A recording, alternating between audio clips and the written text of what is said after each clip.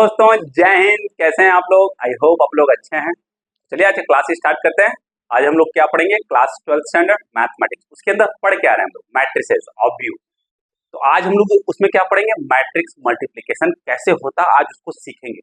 उसके बेस पे कुछ एग्जाम्पल सॉल्व करेंगे और आज के बाद मैट्रिक्स मल्टीप्लिकेशन का कोई भी क्वेश्चन पूछा जाएगा आप लोग आज के बाद कर लेंगे, 100% कर लेंगे। चलिए स्टार्ट करते हैं, सीखते हैं मैट्रिक्स मल्टीप्लिकेशन, जो कि बहुत इंपॉर्टेंट है हमारे एग्जाम के लिए। मल्टीप्लिकेशन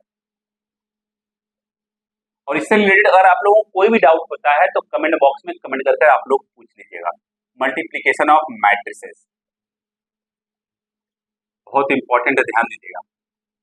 पहले तो नॉर्मल कॉन्सेप्ट समझ लेते हैं, उसके बाद मल्टीप्लिकेशन स्टार्ट करते हैं। ओके, मान लीजिए दो बॉयज हैं ए बी, उनको कुछ किताब और पेन खरीदना है। पेन खरीदना है और किताब खरीदना है, बुक्स। ए जो है वह 2 पेन खरीदना चाहता है और बी जो है 8 पेन खरीदना चाहता है। ए जो है वह लगभग 5 किताब खरीदना चाहता है और बी जो है 10 किताब खरीदना चाहता है। तो मार्केट में गए एक शॉप पर, तो पर पेन जो उनको प्राइस बताया गया, जो प्राइस बताया गया पर पेन, हर एक पेन का 5 रुपये बताया गया और किताब का जो प्राइस बताया गया वो 50 रुपये बताया गया। तो अगर हम आपसे पूछें कि ए को कितना पैसा देना पड़ेगा 2 पेन और 5 बुक खरीदने में, तो क्या करेंगे? सिंपल सा 2 × 5 मल्टीप्लाई कर देंगे।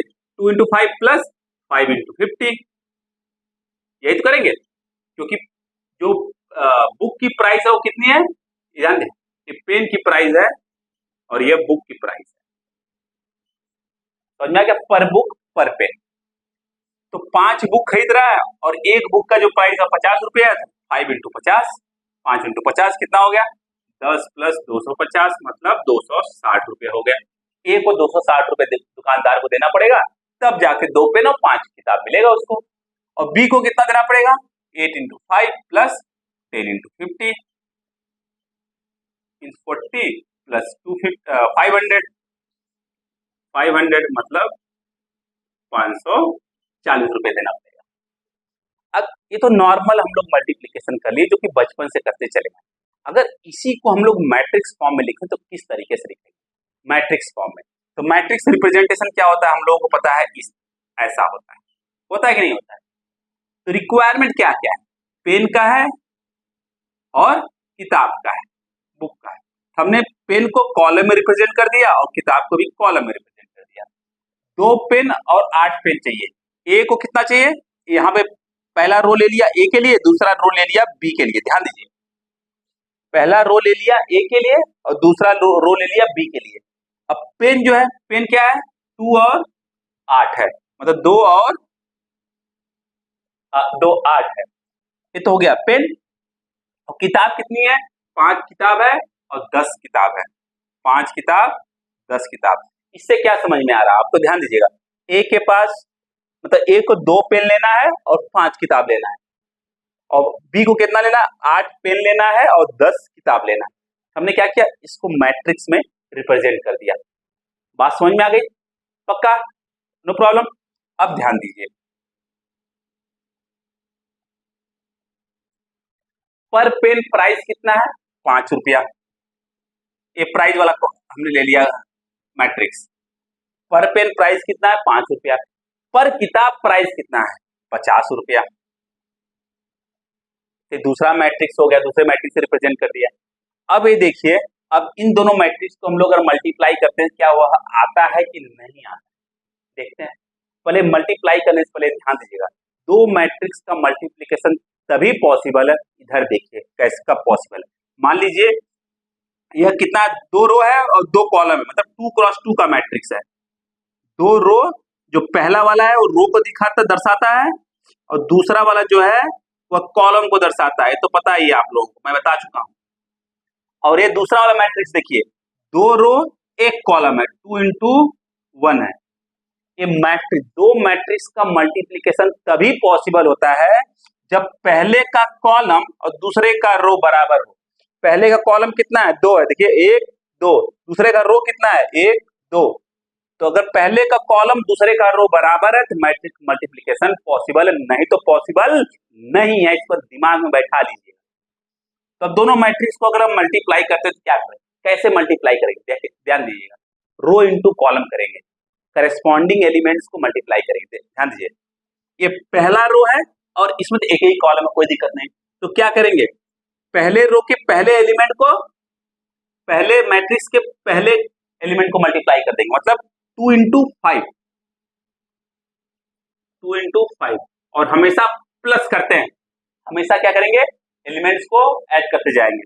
अब पहले रो का दूसरा एलिमेंट क्या है, 5, और पहले कॉलम का दूसरा एलिमेंट क्या है, 50, 5 इंटू 50। अब क्या इस रो में कोई और एलिमेंट बचा है क्या, नहीं, मतलब इस रो का काम तमाम। बात समझ में आ गई, पक्का। अब दूसरे रो को देखते हैं। अब दूसरे रो का पहला एलिमेंट क्या है, 8, और इस कॉलम का पहला एलिमेंट क्या है, 5, सॉरी 8 इंटू 5। दूसरे रो का दूसरा एलिमेंट क्या है, 10, तो अभी हमने बोला प्लस आएगा, 10 इंटू दूसरे पहले, यहाँ पे एक ही कॉलम है, पहले कॉलम का दूसरा एलिमेंट क्या है, 50। ये मैट्रिक्स हमने रिप्रेजेंट कर दिया। देखिए अब मल्टीप्लाई कर दिए, ऐड कर दीजिए, 2 5 जा 10, 5 5 जा 25, जीरो मतलब 250 प्लस 10 260 आ गया, 500 प्लस 40 540 आ गया। अब इससे क्या समझ में आ रहा है, ध्यान दीजिए, यह ए को पहला वाला जो रो है वह ए को रिप्रेजेंट कर रहा है, दूसरा वाला रो जो है वह बी को रिप्रेजेंट कर रहा है। बात समझ में आ गई, पक्का। अब एक चीज और देखिएगा, मैट्रिक्स मल्टीप्लिकेशन कब पॉसिबल था, जब पहले का कॉलम, हमेशा ध्यान दीजिएगा, जब हम ऐसे 2 क्रॉस 2 लिखते हैं तो पहला रो होता है, दूसरा कॉलम होता है। तो अगर पहले का कॉलम और दूसरे मैट्रिक्स का रो बराबर है तभी मैट्रिक्स मल्टीप्लिकेशन पॉसिबल है। और जो मैट्रिक्स मल्टीप्लाई करने के बाद जो हमको मिलता है उसका ऑर्डर क्या होगा, उसका ऑर्डर हमेशा पहले का जो रो है और दूसरे का कॉलम। देखिए कितने रो है, 1 2, कितने कॉलम है, 1, मतलब 2 क्रॉस 1, और यहाँ पे देखिए पहले का रो 2, दूसरे का कॉलम 1, तो 2 क्रॉस 1 का मैट्रिक्स मिलना चाहिए। ये होता है मैट्रिक्स मल्टीप्लिकेशन। अब आप कहोगे सर ये तो पहला वाला बहुत आसान था, ऐसे करके काम क्यों नहीं कर लेंगे। अब मान लीजिए यहाँ पे दो डेटा था, अब यहीं पे मान लीजिए ए जो है दूसरी शॉप पे जाता है, बी भी जो दूसरी शॉप पे जाता है, वहां पे उसको पेन का दाम अलग अलग मिलता है और जो किताब का दाम भी अलग अलग मिलता है। ऐसे ही करके मान लो 50-100 दुकान पे जाता है। अब ऐसे करते रह जाएंगे तो काम तमाम हो जाएगा। मैट्रिक्स ऐसे प्रॉब्लम को आसान बना देता है सॉरी, मैट्रिक्स ऐसे प्रॉब्लम क्या करता है, आसान बना देता है। बात समझ में आ गई। तो आपने मैट्रिक्स मल्टीप्लिकेशन सीख लिया, और एक दो सीखते हैं अच्छे से। अब इसको ध्यान रखिएगा, डेटा को ध्यान रखिएगा ध्यान से। अब हमने क्या किया, ए जो है, ए और बी दोनों दूसरे शॉप पे गए। जो ए था भाई साहब और ये बी थे, ए और बी दोनों दूसरे शॉप पे गए सेम पेन और सेम किताब खरीदने के लिए, मतलब same number of pen same number of किताब खरीदने के लिए। तो दूसरे दुकान पे उनको जो प्राइस मिल रहा था वो 4 रुपया पर पेन था और 40 रुपया पर किताब था। 4 रुपया पर पेन, 40 रुपया पर किताब। तब क्या पे करना पड़ेगा, ए और बी को देखते हैं। ए को कितना पे करना पड़ेगा, 2 इंटू 4 प्लस 5 इंटू 40,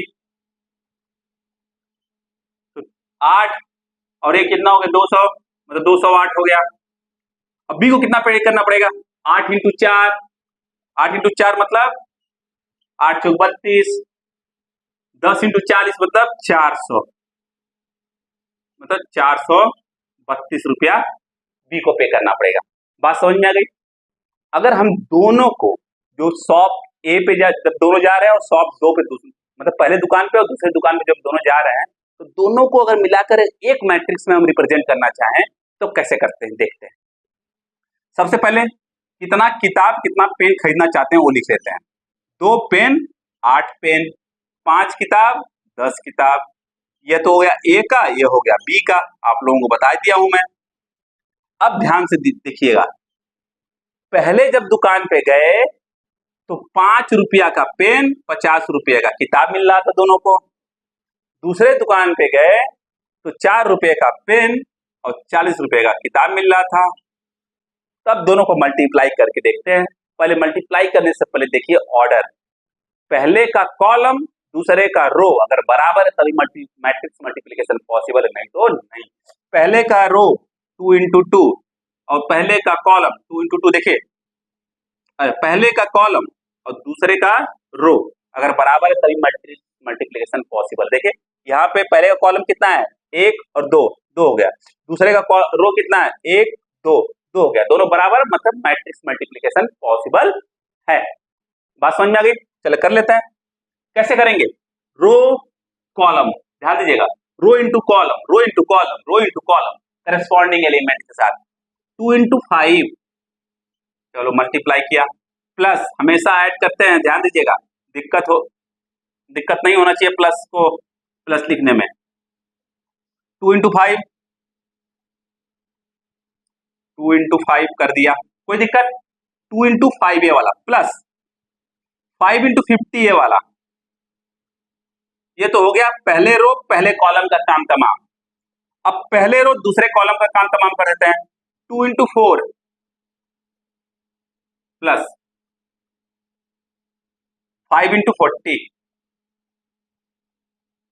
कोई दिक्कत दिख नहीं रहा है? चलिए थोड़ा और बड़ा कर देते हैं, नहीं तो दिक्कत हो जाएगी आप लोगों को। देखिए 2 इंटू 5 प्लस 5 इंटू 50, 2 इंटू 4 दूसरा कॉलम प्लस 5 इंटू 40। हम क्या कर रहे हैं, करस्पॉन्डिंग एलिमेंट्स मल्टीप्लाई कर रहे हैं। ध्यान दीजिएगा, पहला रो पहला कॉलम यहाँ काम तमाम, पहला रो दूसरा कॉलम यहाँ काम तमाम, ऐसे करते चले जाना है। बात समझ में आ गई? पक्का? अब देखिए पहले रो का काम तमाम, अब दूसरे रो पे आते हैं। दूसरा रो पहला कॉलम, 8 पचे 40, 8 इंटू 5, 10 पचे 50, 10 इंटू 50, 8 चौक 32, 8 into 4 plus 10 into 50,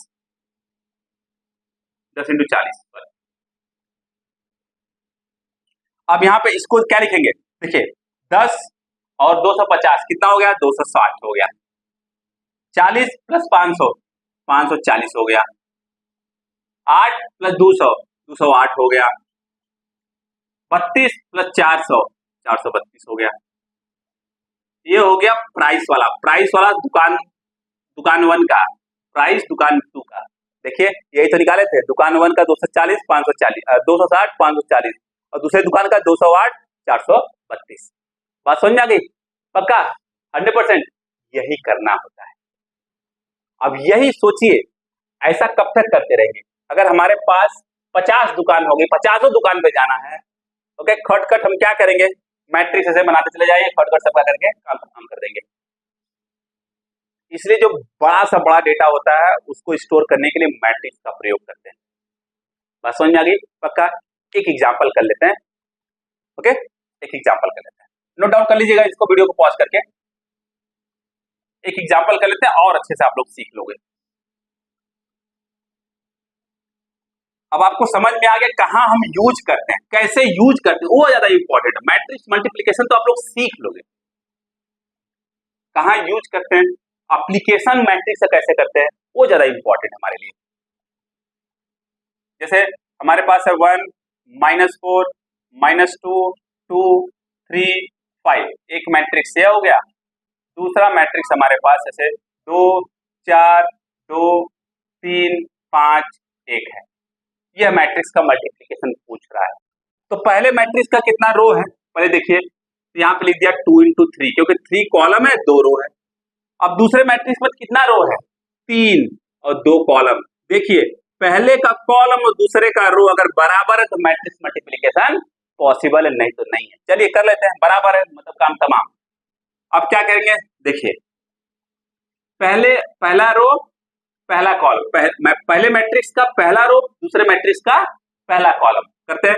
corresponding elements 1 into 2 plus बिना सोचे समझे -2 इंटू 4 -2 इंटू 4 प्लस 3 इंटू 2 खत्म, बोलिए 3 इंटू 2 खत्म। अब पहला कॉलम खत्म, अब पहला रो दूसरा कॉलम कर लेते हैं। 1 into 3 plus -2 into 5 plus 3 into 1।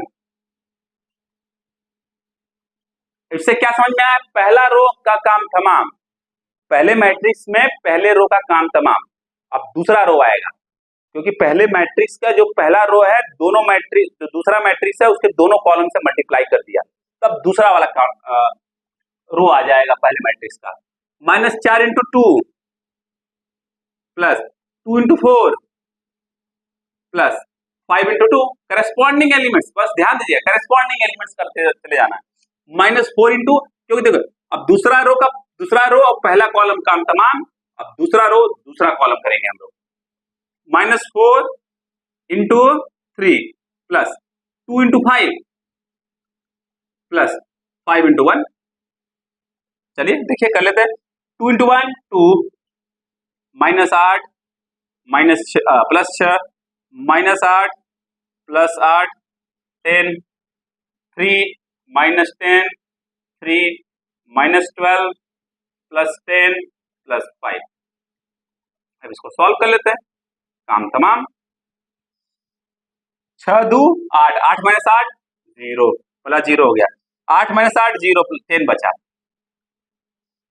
3 3 6, 6 - 10 -4 बचा। 10 5 15, 15 - 12 3 बचा। ये आ गया हमारा दोनों मैट्रिक्स का मल्टीप्लिकेशन। बात समझ में आ गई? ऐसे हम लोग मल्टीप्लिकेशन करते हैं। तो नेक्स्ट क्लास में हम क्या सीखेंगे? और नेक्स्ट क्लास में property of multiplication of matrix सीखेंगे। तो आज के लिए बस इतना ही। जाने से पहले अगर वीडियो पसंद आए तो इसको लाइक शेयर सब्सक्राइब जरूर करिएगा और बेल आइकन दबाना बिल्कुल मत भूलिएगा, नहीं तो नोटिफिकेशन मिस कर देंगे। इसको नोट डाउन कर लीजिए आप लोग। बाय बाय, टेक केयर, पढ़ते रहिएगा।